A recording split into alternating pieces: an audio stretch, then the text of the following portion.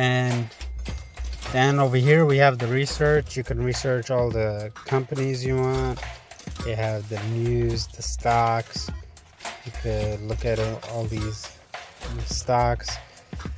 You have the funds, the ETFs and mutual funds and all that. Well, actually it's mostly just ETFs.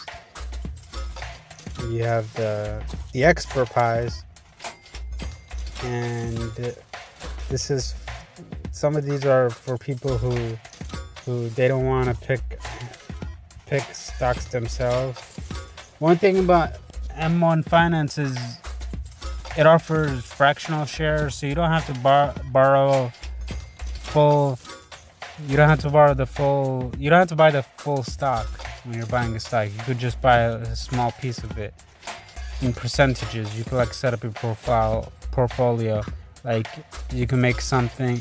You put like 1% on Apple and 50% on Facebook or something like that. You know, depending on how you want to.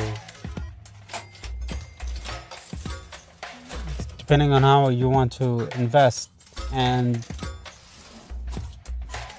they don't have a minimum either on M1 Finance. You can invest like a penny if you want. So that being said, and this app also, once every $10, this app reinvests all your money into fractional shares of the selected companies that you put in your portfolio. So not only is it more automatic, but it's also fractional. So these are two pros. Now one con is because it's automatic, you want to stay away from illiquid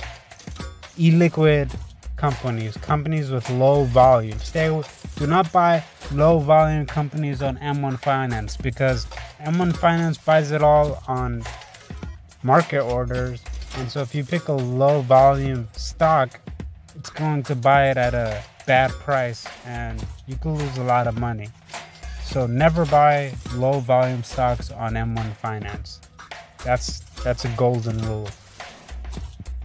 And you see we have the plan for retirement, the responsible investing, the income earners, the hedge fund followers. These ones are kind of cool, but when I tried it once, for some reason it was losing a lot of money. Like I think it was because, I'm not sure what it was. I think it was maybe some of the companies were low volume or something like that. It was acting like a low volume, like a low volume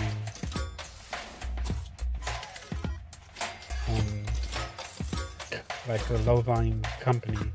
So when I've used one of these, I forgot which one I've used. It didn't work out too well for me, but you could try it if you want. When I followed the hedge fund, or you could just buy an ETF, you know, buy VGT or something, VGT ETF or something like that, if you just want to, or the S&P 500 or small cap value stock. They got different industries and sectors you could get from, which is interesting. Let's see what they got technology over here.